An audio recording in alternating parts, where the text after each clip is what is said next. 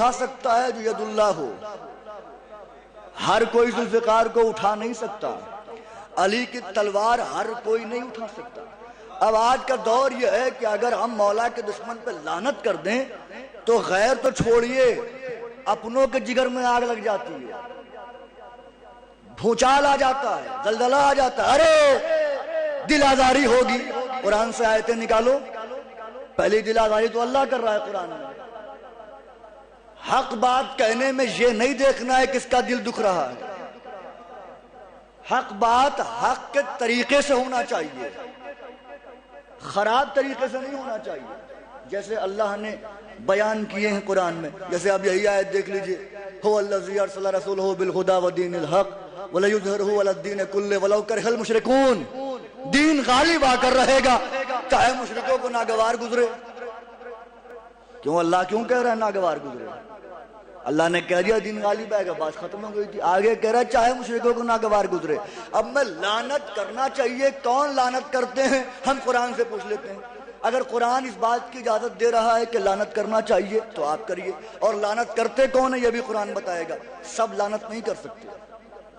میں قرآن کی آیتیں پڑھ رہا ہوں، پہلے پڑھوں گا سورہ آل عمران۔ اللہ ارشاد فرما رہا ہے کیف یہدی اللہ قوما کفروا بعد ایمانہم وشہدوا ان رسول حق وجاءہم البینات واللہ لا یہدی القوم الظالمین اولئک جزاؤہم ان علیہم لعنت اللہ والملائکۃ والناس اجمعین۔ اللہ کہہ رہا ہے اللہ کیسے اس قوم کی ہدایت کرے، محفوظ کر لیجئے گا قرآن کی اس آیت کو۔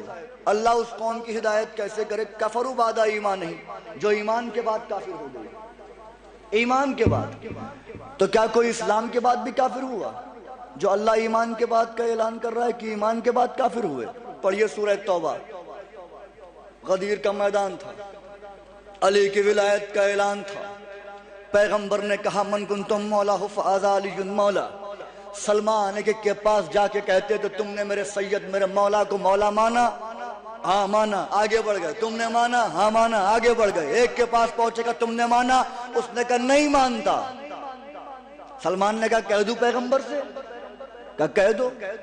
پیغمبر نے کہا اللہ کے نبی یہ کہہ رہا ہے کہ میں علی کو مولا نہیں مانتا۔ پیغمبر نے کہا تم نے ایسا کہا؟ اس نے کہا اللہ کی قسم میں نے نہیں کہا۔ اب بات سلمان کی سچائی پر آ گئی۔ سلمان کہہ رہے ہیں کہا ہے، وہ قسم کھا کے کہہ رہا ہے نہیں کہا ہے۔ جیسے ہی اس نے قسم کھائی نا کہ اللہ کی قسم میں نے نہیں کہا، جبریل آیت لے کے آ گئے، سورہ توبہ میں یہ آیت موجود ہے، یحلفون باللہ ما قالوا وَلَقَدْ قَالُوا كَلِمَةَ الْكُفْرِ وَكَفَرُوا بَعْدَ إِسْلَامِهِمْ وَهَمُّوا بِمَا لَمْ يَنَالُوا۔ میرے حبیب یہ جو قسم کھا کر کہہ رہے ہیں کہ ہم نے نہیں کہا، وَلَقَدْ قَالُوا، میں اللہ گواہی دے رہا ہوں کہ انہوں نے کہا ہے۔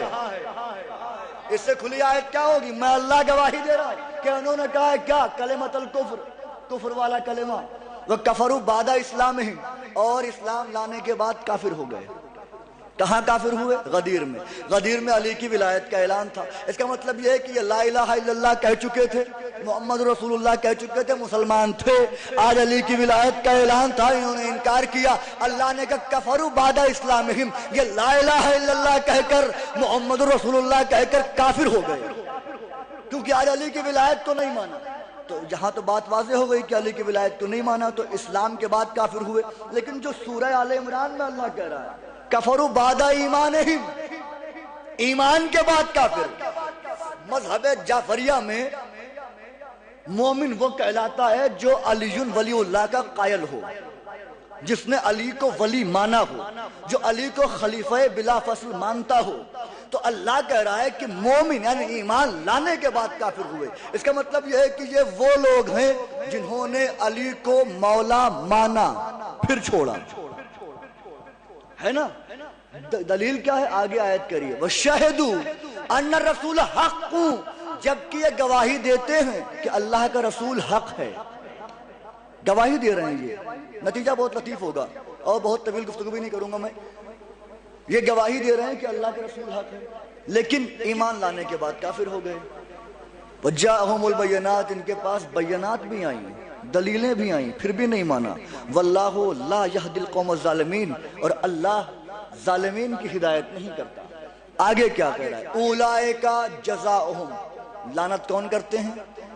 یہ آیت دلیل دے گی۔ اولئک جزاؤہم انا علیہم لعنت اللہ والملائکۃ والناس اجمعین، اور جنہوں نے علی کو مان کے چھوڑا ان کی جزا ہے۔ حیران نہیں ہوئے سن کے آپ؟ اولئک جزاؤہم، ان کی جزا ہے۔ مجھے بتائیے جزا کس کی ملتی ہے؟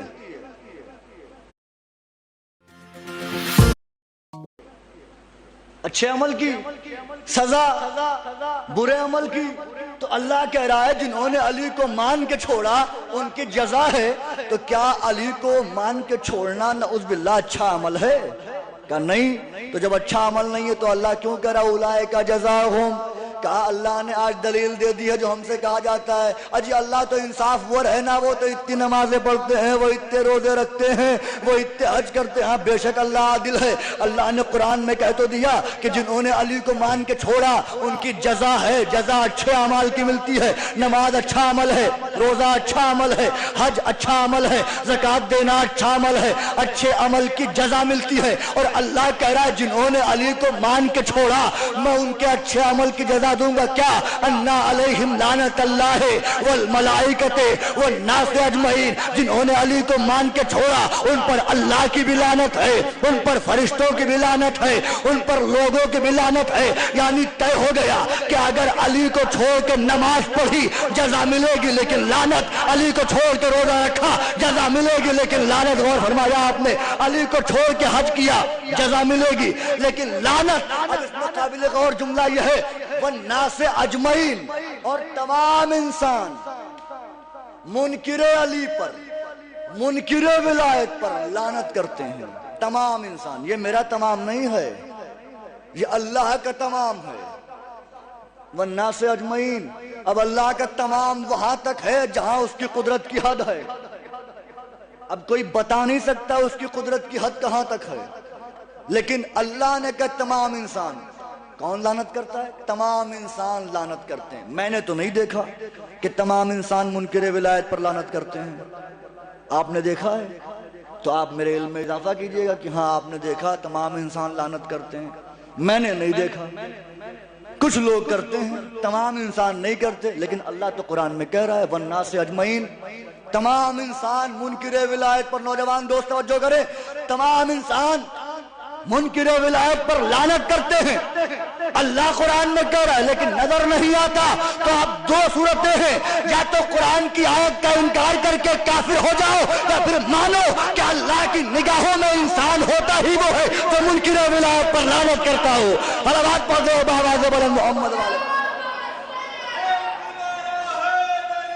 یا علی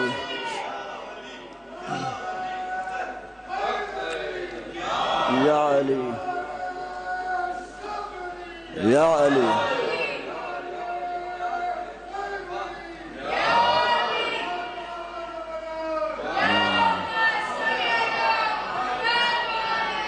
جو منکر ولایت پر لعنت نہیں کرتے اللہ تو انہیں انسان نہیں مان رہا ہے۔ مومن مسلمان ہونا تو بہت دور کی بات ہے، آیتیں بہت ہیں لعنت کے جواز میں، لیکن مجھے وقت بھی دیکھنا ہے اور کافی دیر سے، کافی تاخیر سے مجلس کی بھی ابتدا ہوئی، لہذا انشاءاللہ کبھی موقع ملا تو آپ عنوان دے دیجئے گا مجھے اسی لعنت کے جواز پر۔ صرف آیتوں سے بات کروں گا انشاءاللہ، اس لیے کہ باب مدینۃ العلم کی عطا پر غرور ہے کہ وہ جب عطا کرتے ہیں تو ایسا عطا کرتے ہیں کہ فطر اس کو پر ملے تو کہتا ہے مم مثلی، کون ہے میرے جیسا؟ تو ان کی عطا پر غرور کیا جا سکتا ہے، اپنے اوپر کوئی غرور نہیں کر سکتا۔ کیا حیثیت میری ہے؟ کچھ بھی نہیں، کوئی کچھ جانتا ہی نہیں کون کیا ہے، کوئی ذرہ برابر بھی حیثیت نہیں، لیکن اگر یہ چاہیں تو ذرے کو آفتاب بنا دیں۔ یہ ان کا کمال ہے، یہ ان کا کمال قدرت ہے۔ اب ایک سوال بزرگوں سے کرنے جا رہا ہوں اور یہیں سے انشاءاللہ مصائب کی طرف آ جاؤں گا ایک بات کر کے۔